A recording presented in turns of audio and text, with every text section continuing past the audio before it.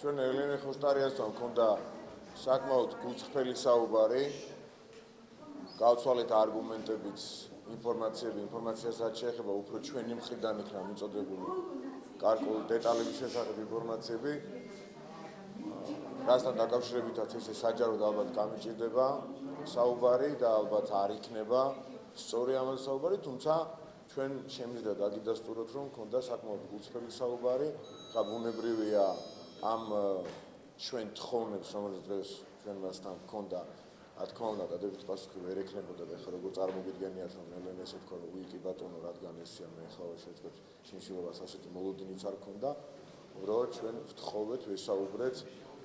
მე მგონია, რომ მან იგივეს ვაფიქსირებ ახლა თქვენს წინაშე უნდა შეწყვიტოს შიმშილობა, თუმცა ბუნებრივია ეს ადამიანი ამ პოზიციას არ იზიარებს, ეს მოსალოდნელიც იყო, თუმცა კიდევ ერთხელ გავიმეორებ, რომ ორივე მხრიდან საკმაოდ გულწრფელი საუბარი იყო.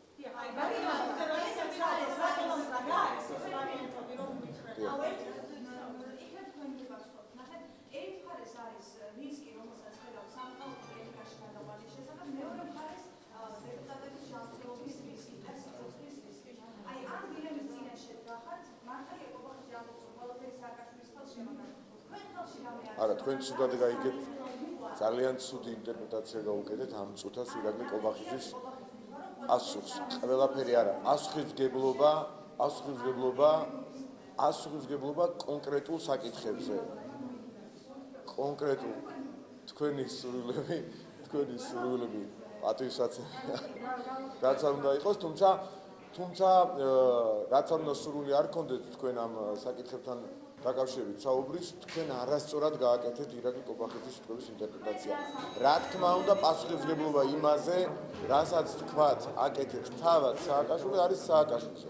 ისევე როგორც შიმშილობის დროს პასუხისმგებლობა არის მოშიმშილეზე და ასევე სახელმწიფოზე არსებობს თქვენ კითხვასაც წეგან რომ სვავდით, გავცემ პასუხს, ასევე არსებობს სახელმწიფოს ვალდებულება, პოზიტიურ ვალდებულებას უწოდებენ ხოლმე ამას, რომ მან იზრუნოს როგორც პატიმრის, ასევე ნებისმიერი მოშიმშილის კურნალობაზე, მის რეაბილიტაციაზე, შიმშილის შემდგომ პერიოდში და ასე შემდეგ. აქედან გამომდინარე, ჩვენ თუ ეს პასუხისმგებლობები ერთმანეთთან არ გავმიჯნეთ, ჩვენ ერთმანეთსაც და საზოგადოებასაც შევიყვანთ შეცდომაში. თქვენ როგორ კამპანიასაც აწარმოებთ, რომ ის ადამიანი რო შიმშილობს, ამ დროს ვიღაც არის მკვლელი, თქვენი ტელევიზიებიდან პირდაპირ სარეკლამო ჭრები რომ გადის ხოლმე. ეს პასუხისმგებლობა კი არ არის, ეს არის მავნებლობა. პირდაპირ სახელი დავარქვათ, რომ ადამიანი შიმშილობს და ვიღაცას ამის გამო ეძახი მკვლელს, ესეთი სხვაგან თუ სადმე გახსენდებათ, თუ შეიძლება ახლავე მითხარით. გახსენდებათ ესეთი ფაქტი, უამრავი ფაქტია და პრეცედენტი სოფლიოს შიმშილობის. ამის გამო ვიღაცისთვის მკვლელი დაეძახებინოთ, თუ გახსენდებათ ერთი ფაქტია მითხარით. არ გაგახსენდებათ, იმიტომ რომ ეს თქვენ გაფიქრდებათ მხოლოდ. ეს არის ძალიან სამწუხარო. ეხლა რაც შეეხება მეორე მხრივ თქვენ დასმულ კითხვას. პასუხისმგებლობებზე მათ შორის. მეთანხმებით თუ არა იმ მოცემულობაში, რომ პატიმარი, რომელიც შიმშილობს, უნდა მკურნალობდეს შიმშილის პერიოდში, ამ შიმშილობის პერიოდში და პოსტ პერიოდში. ანუ როდესაც თავს დაანებებს შიმშილობას, ისეთ დაწესებულებაში, რომელსაც აქვს ამ მიმართულებით ყველაზე დიდი გამოცდილება. მეთანხმებით? კითხვა მაქვს თქვენთან.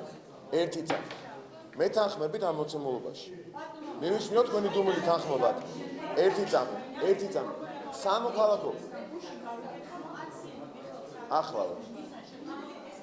გავიგე.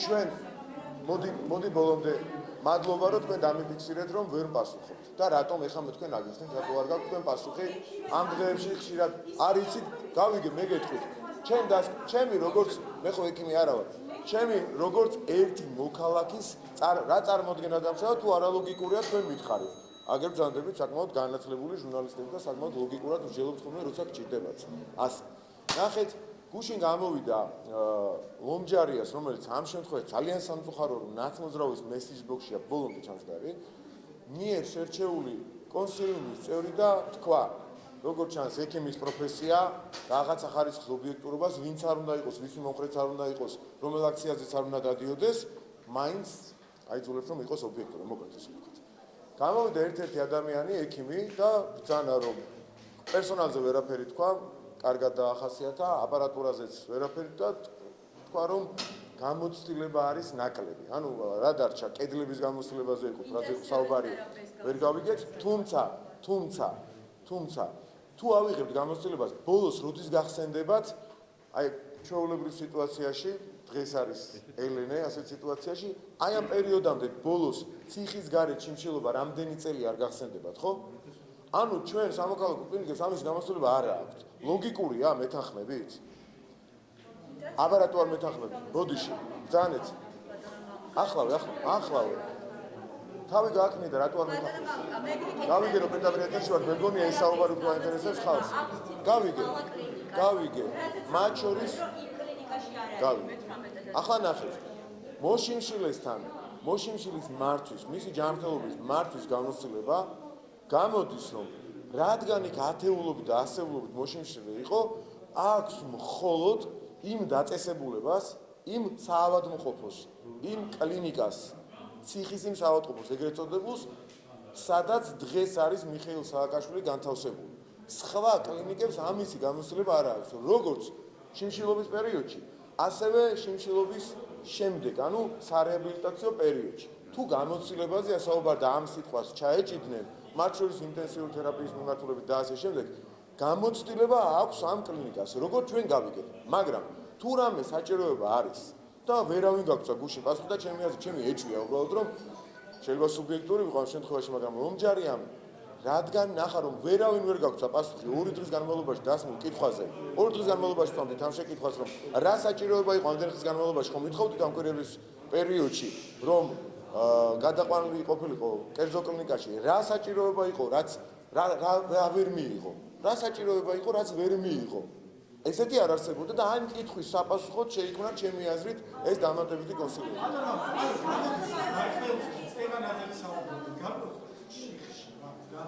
ერთი მხარე ამბობს რომ ჩვენ შიმშილობას არ ვწყვეთ, ვიდრე მიხეილ სააკაშვილი არ გარეკა. ასევე დარწმუნებული გავიგე. ასევე თქვენ თუ გახსენდებათ ერთი, მე არ მახსენდება და შემახსენებთ. ერთი პრეცედენტი, როდესაც სტრასბურგის სასამართლო მოუწოდებს ვიღაცას რაღაცის შესრულებისკენ და ეს ვიღაცა, ანუ ობიექტი ამ მოწოდების ამბობს რომ მე ამ პირობას იმ შემთხვევაში შევასრულებ თუ და გარკვეულ პირობას ადებს. როგორც ეს სააკაშვილმა გახსენდა, მე ასეთიც არ მახსენდება და ასეთი მაინც თუ გახსენდებათ რომ სტრასბურგის სასამართლომ ვიღაცას მოუწოდა კონკრეტული მოქმედების შესრულებისკენ და იმ ვიღაცამ ანუ ობიექტმა ამ მოწოდების თქვა რომ ამას იმ შემთხვევაში შევასრულებ და რაღაცა პირობა დადო გაადო ზემოდან. ასეთი გახსენდება სხვა შემთხვევაში? არც ასეთი გახსენდება. იცით რატომ? არ არის ესეთი პრეცედენტები არ არსებობს. ანუ სტრასბურგის სასამართლო მოუწოდებს რომ შეწყვიტოს შიმშილობა, ეს იყო პირველი პუნქტი და გამომდინარეობდა იქიდან რომ ეს იყო ამ პრობლემის გადაჭრის, ხა თქვენ რო ჩიხს ეძახეთ. ამ პრობლემის გადაჭრის ყველაზე უებარი, დავარქვათ ასე, საშუალება ამას არ ასრულებს. რაც შეეხება მიწოდებას, რასაც თქვენ მეკითხებით, თქვენ ალბათ დააკვირდით, არ დაგაბრალეთ თუ არ დააკვირდით. სტრასბურგის სასამართლომ შიმშილობის შეწყვეტის შემდგომ პერიოდზე და შესაბამის პასუხისმგებლობას სახელმწიფოსი გააკეთა თავისი აქცენტები. ხო? ეს ხო ასე იყო. და რატომ? მე მგონია რომ ვერც კი წარმოიდგინეს ამ ტექსტის შემდგენელმა ადამიანებმა სტრასბურგის სასამართლოდან რომ ამ მოწოდებას რაღაც პირობას დაადებდა პატიმარი მჟავდებული სააკაშვილი. და განსაკუთრებული რაც შეეხებოდა პრეს-რელიზს. კი ბატონო, 24 ნოემბრამდე არსებობს ვადა, რომელ ვადაში სახელმწიფომ უნდა მიაწოდოს სტრასბურგის სასამართლოს კურნალობის მიმდინარეობის შესახებ. ეს ვადა იყო განმარტებული მათ შორის პირველივე დოკუმენტში, პრეს-რელიზში და მისი სხვაგვარი ინტერპრეტაციაც სადეს თქვენმა ხელმძღვანელებმა სამწუხაროდ. მოდი ძალიან უნდა რომ დასვას. ძალიან.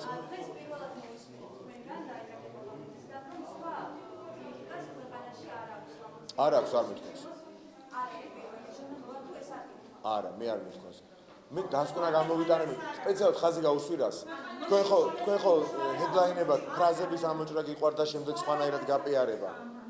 ნახეთ, არა, მე ესეთ რამე არ მეთქვამს. ანუ ყველაზე გამოცდილი ამ მიმართულებით. მე პირადად მეთქი, როგორც ერთ მოქალაქეს. ამ შემთხვევაში მართული გუნდის სახელით წარვაკეთებ ამ განცხადებას. ეს ჩემი შთაბეჭდილება იყო, როდესაც გამოცდილებას დაიწყეს საუბარი. მე არ მახსენდება ბოლოს მოშიმშილი ადამიანი, შესაბამისად თუ მოშიმშილი არ იყო, ვის უნდა უკუნალებინათ, ხო? გამოცდილება ვერ ექნება ჩემი აზრით. ეს ჩემი სუბიექტური აზრია, გამოცდილება კერძო კლინიკებს მოშიმშილის მართვის ვერ ექნებათ შესაბამისად ისეთი, როგორც ათეულობით და ასეულობით შემთხვევა იყო, როდესაც დარწმუნებული ვარ, სხვანაირად წარმოუდგენელია, რომელიც კუნალობდნენ ციხის საავადმყოფოში და ანუ მათ ამისი მართვის გამოცდილება აქვთ. არა, უნდა ჩაგროვოთ.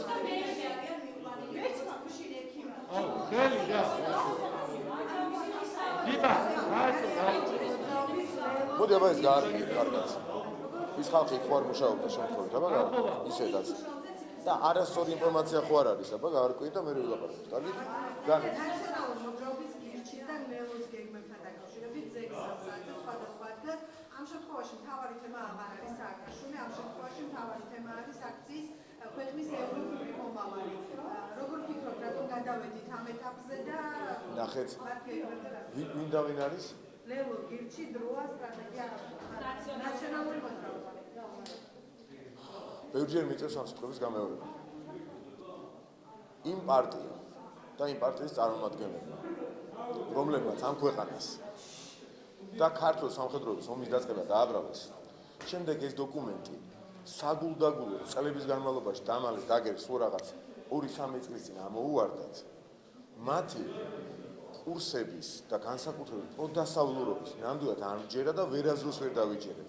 თქვენ თუ აკვირდებით მათ მედია საშუალებებში არასდროს თითქმის 100-დან 99% ჩემი და ჩვენი თანაგუნდელების მსგავსი განცხადებები იჭრება ხოლმე და ქრება. რატომ?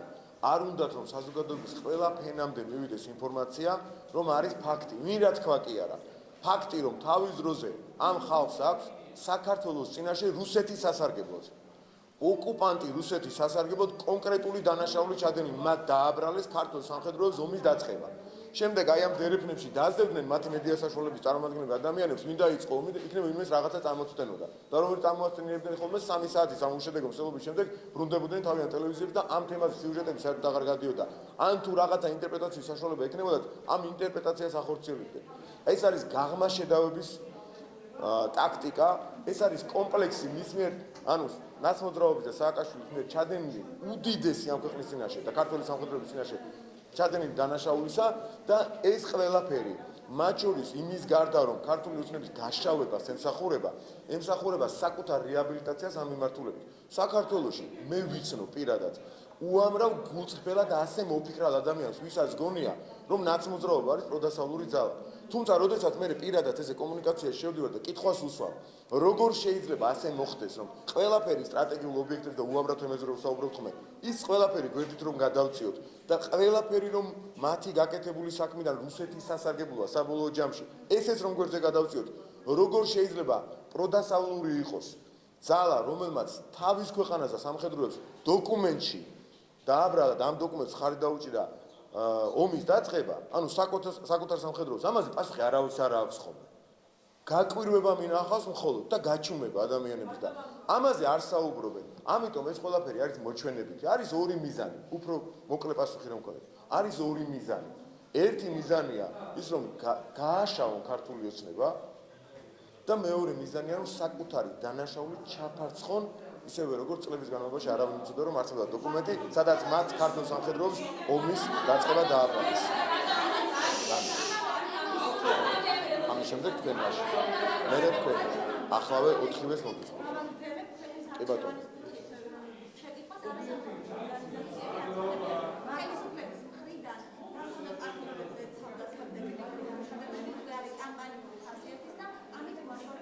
ვინ ამბობს?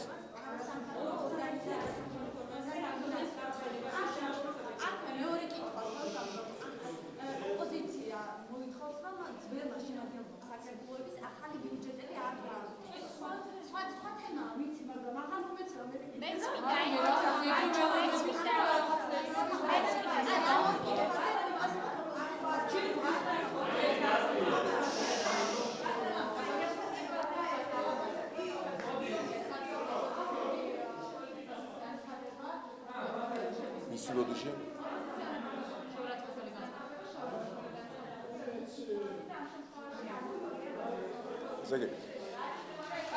ესეთი ყველაზე ხშირად ხო გაგიგეთ ესეთი გამოთქმა რომ როგორც უნდათ ისეჭრიან და კერავენ. ზუსტად ეს ვარიანტია. როცა თვითონ აწყობთ და არ მოწონთ დასავლელი პარტნიორებს და მათი წარმომადგენლების განცხადებები, ლანძღავენ ყველანაირი ფორმით. ერთი წამით, ბოდიში, თავიდან უნდა დავიწყო. როგორც უნდა, აი ნახეთ, რადგან არ მასულებენ. ერთი წამით, კაცო, თუ ძიმესთან როგორც კი გამაჩერეთ, ვერაფრით ვერ გაიგებთ ას. წერტილამდე მივარ და კითხვა აღარ დაგშება. ხო გაგიგიათ ცნობილი გავიმეორე. ცნობილი გამონათქვამი, როგორც უნდა ჭრიან და კერავენ. როცა მიდის ლანძღვა, ჩვენი პარტნიორებს რო არ მოეწონებათ ვიღაცებს და ამ შემთხვევაში მხედველობაში მიყავს მაგალითად ნაცმოძრაობის ლიდერები, ისინი რა სიტყვებით ლანძღავდნენ ჩვენ პარტნიორებს და მათ წარმომადგენლებს, როცა არ მოწონდათ მათი მოქმედებები, ალბათ გახსოვთ. იგივე ხალხს ამას ხმა არ ამოუღია მაშინ. ხმა არ ამოუღია არც ერთს. 21-დან არ ვიცი ვინ არიან ეს 21. არც ერთს ხმა არ ამოუღია. მაგრამ როგორც კი ინტერპრეტაციის, ოღონდ ცუდი ინტერპრეტაციის, იქ ისეთი არაფერი არ იყო, თქვენ ხო ნახეთ ის განცხადება, ირაკლი კობახის განცხადება, ჩვენი განცხადებები, როცა უბრალოდ ადამიანები საუბრობენ ხოლმე მაგალითად ქვეყნის სუვერენიტეტზე, დაუშვაც. ამაში ხედავენ რუსულ კვალს. ანუ სუვერენიტეტზე ილაპარაკებ თუ არა, ეროვნულ იდენტობაზე ილაპარაკებ თუ არა, ეს რუსული კვალია.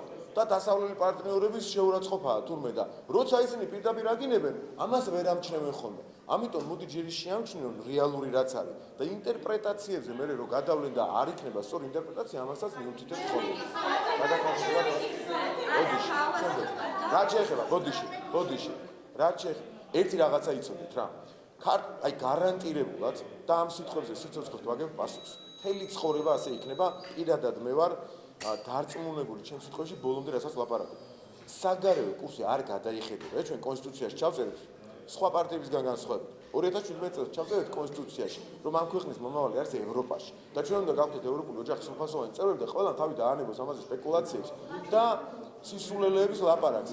ამ ქვეყანაში ქართული ოცნების პირობებში არასდროს კურსი არ გადაიხედება და მე დარწმუნებული ვარ, ვერც ერთი ხელისუფლება ვინც არ უნდა იყოს მომავალში, ამ კურსის, ამ კონსტიტუციური პრინციპის მათ შორის, რაც ჩვენ გავაკეთეთ, გადახედვას ვეღარ შეძლებს ჩვენ ისეთ რელსებზე ვდგავართ ევროპისაკენ. საქართველოს უნდა გახდეს ევროპული ოჯახის სრულფასოვანი წევრი თავისი ეროვნული იდენტობით. და ნურავის შეაწუხებს ეს ამბავი ბოდიში. მოკლე პასუხებზე აქცენტი ხარ. საკრებულოების გადასაწყვეტია, რა გადაწყვეტებას მიიღებენ, რაც არა, მე ამაში ვერ ჩავერევი, მე ამას დამატებით კომენტარსაც ვერ გავაკეთებ, მათი ლეგიტიმაციის და კომპეტენციის ფარგლებში, რასაც უნდათ იმას გააკეთებენ, ეს უნდა იყოს კანონიერი. თუ რამე უკანონობა არის მათ მოქმედებაში, მითხარით და იმაზე გაგცემ პასუხს.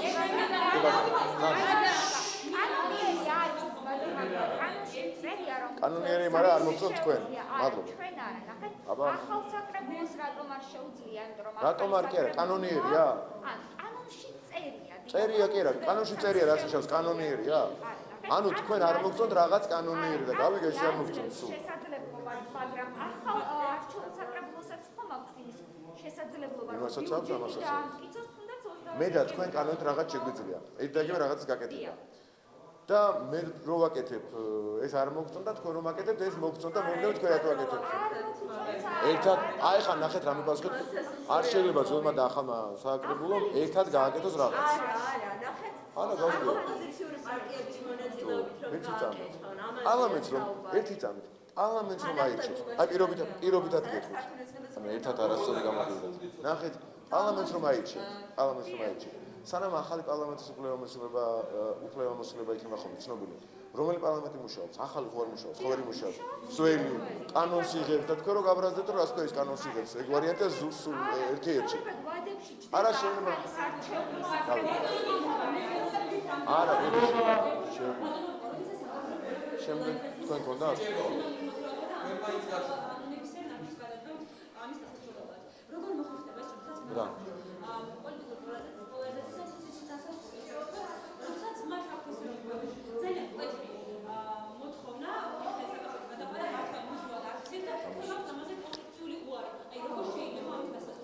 პირდაპირ არ შეიძლება ერთი ადამიანის ახირებას, რომელსაც საფუძველი არ გააჩნია რეალური. სახელმწიფომ გადაწყვეტილებები მიიღოს. წარმოუდგენელი ამბავია. შესაბამისად, ამის ფინალი იქნება ჩემი აზრით ის, რომ ბევრი ადამიანი და ეს ხოთაშორის ეს პროცესი უკვე დაწყებულია, ნაცნობრობის შიგნითაც კი დაარწმუნდება, რომ ახირებებზე, ერთი კაცის ახირებებზე სიარული არ ვარგა, ნიშიზმი არ ვარგა. ზოგადად მე ნამდვილად ვეღარ წარმომედგინა ერთი რაშიც შევსდი. ალბათ ვაღიარებ. ვეღარ წარმომედგინა, რომ ნიშიზმი ამდენად იყო ნაცნობრობის ბევრ ლიდერში გამჯდარი სისხლში და ხორცში. ნიშიზმი, აი, სრული ამ სიტყვის მნიშვნელობა. და ალბათ, არ ვიცი, თანამედროვე სამყაროში როგორი ხარისხითაც არის ეს ნიშიზმი ვიღაცაში განსაზღვრა. თანამედროვე სამყაროში ალბათ კიმ ჯონგ უნისტები თუ მოიძებნებიან, იცით ხო, ეს ამედინარება კიმ ჩენ ინის უკან იმის აღიარება რო არაფერს არ ხდება. აი დაახლოებით ესეთი თითი რამბების მიზღნა ხდება, ესეთი რაღაცა ხმის ჩახლეჩები ხდება და რაღაცა წატირებები ხდება და აი მარტო ჩვენ ამ ბოლო პერიოდში რუსეთშიც აღარ გვინახავთ. წარმოიდგინეთ, პუტინისტებიც კი არ შვებიან ამას, ნუ იმათი უბედურება მათავისი ეყოფათ, მაგრამ ბოლოს რაც ვნახე საქართველოს ბოლო დღეების განმავლობაში ვნახე მხოლოდ კიმ ჩენ ინის ტელევიზიით და კიმ ჯონგ უნისტები აკეთებენ ამას. და ეს უნდა დამთავრდეს და დამთავრდება სხვა შანსი არ არსებობს.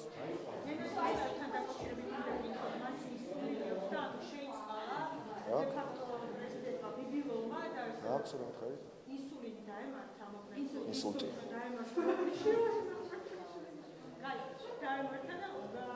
ხანდას ადამიანს გაგეცინოს, რაზე გაეცინება შეიძლება. ყველა სიტუაციაში შეიძლება ადამიანს გაგეცინოს. ხო რა დავამთავროთ ხალხო. კი ბატონო. კი გისმო.